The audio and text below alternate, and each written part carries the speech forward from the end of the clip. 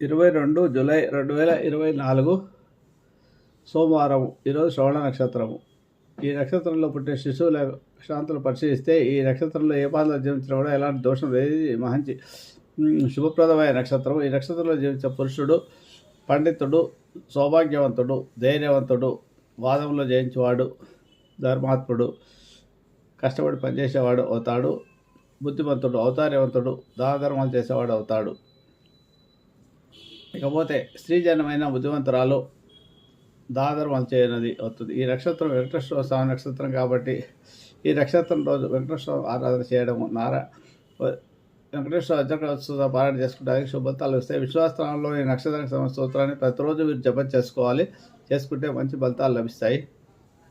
వీరు శని రాశికి సంబంధించి మకర రాశిలో ఉంటుంది శ్రవణ నక్షత్రం కాబట్టి కర్మకారకులు. వీళ్ళు కర్మను అనుభవించడానికే జన్మించి ఉంటారు. కర్మను